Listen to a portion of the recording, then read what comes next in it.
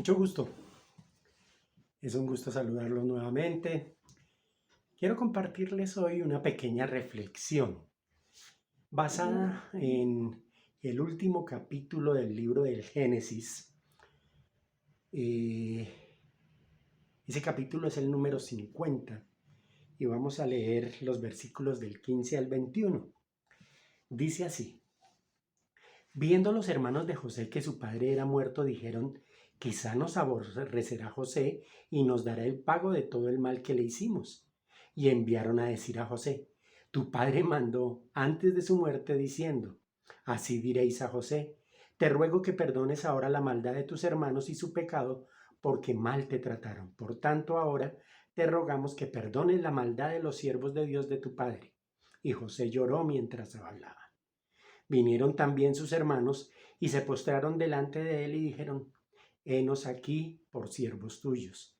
Y le respondió José: no temáis, ¿acaso estoy yo en lugar de Dios? Vosotros pensasteis mal contra mí, mas Dios lo encaminó a bien, para hacer lo que vemos hoy, para mantener en vida a mucho pueblo.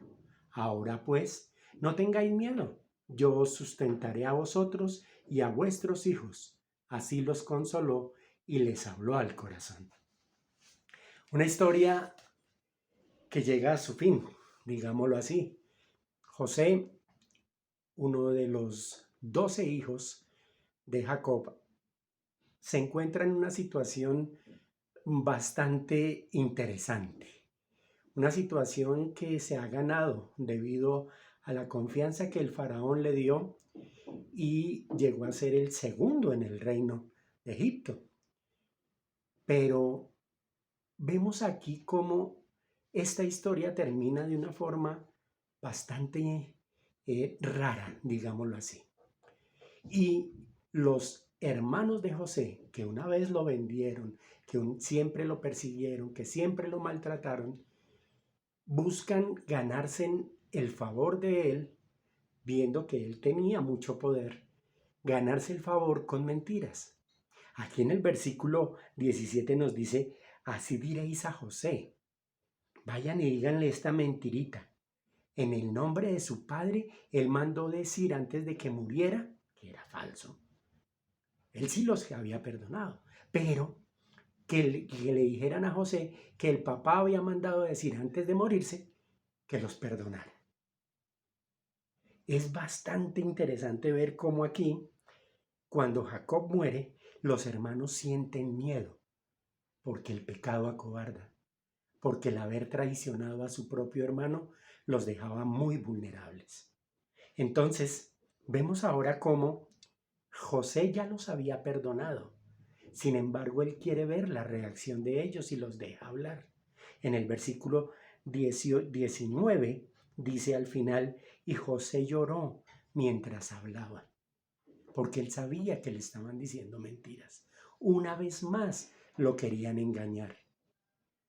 José no guardó ningún rencor. Y los hermanos, vuelvo y repito, tenían ese miedo de que él los hubiera perdonado un tricito ahí mientras el papá estaba vivo. Pero como Jacob había muerto, ¿qué iría a hacer José con ellos? ¿Los mandaría a la cárcel? ¿Qué les haría? Sorpresa, los perdonó y además ofrece cuidarlos a ellos y a sus familiares, a sus hijos. En el versículo 20 dice: vosotros pensasteis mal contra mí, mas Dios lo encaminó a bien, para hacer lo que vemos hoy, para mantener en vida a mucho pueblo. Ahora pues no tengáis miedo, yo os sustentaré a vosotros y a vuestros hijos. ¿Qué reacción la de José? ¿Cuántas veces nosotros pensamos que no somos dignos del perdón de Dios? Que hemos cometido errores o que nos alejamos de Él y pensamos que no tenemos la suficiencia o la cara, como se dice comúnmente, para presentarnos ante Él y con sinceridad pedirle disculpas. No tenemos que hacer lo que estaban haciendo aquí los hermanos de José, inventándose una historia para que los perdonaran. Dios, al igual que José en este caso, siempre está dispuesto a perdonarte, a ti y a mí. sea cual sea el error, sea cual sea el tiempo, la época que estemos viviendo. Dios siempre está ahí. Y es que en ese versículo 20 se ve algo muy hermoso aquí. José lo plasma de una forma en sus palabras que nos deja perplejos a todos. Dice, vosotros pensasteis mal contra mí. O sea, ustedes me quisieron hacer mal a mí. Y efectivamente me lo hicieron. Pero más Dios lo encaminó a bien.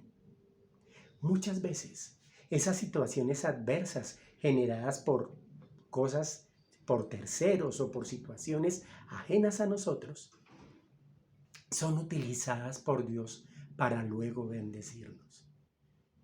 José tuvo que pasar por cárcel, por hambre, estar en un foso.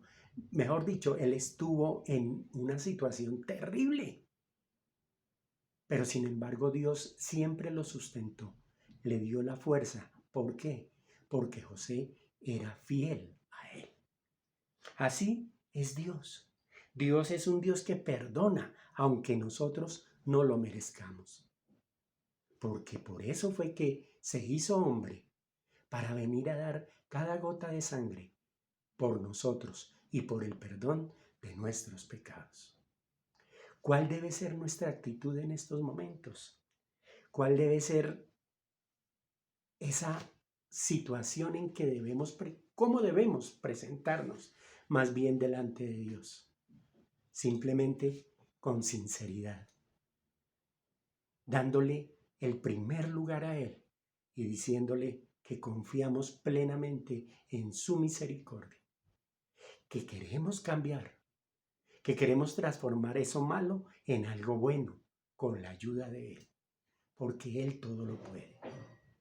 Yo espero que si estás atravesando por una situación difícil en este momento y que de pronto si esa situación no ha sido generada por culpa tuya, pienses en esta historia y de pronto te vas a dar cuenta que Dios puede transformar lo malo en bueno y utilizar esa situación para fortalecerte y para hacerte líder de muchos. ¿Qué es lo importante?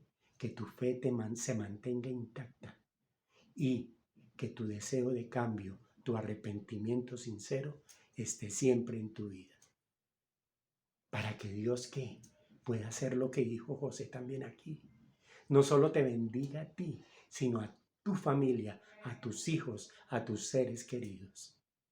Mis hermanos, espero que Dios los bendiga grandemente y que tengan muy en cuenta esta pequeña reflexión.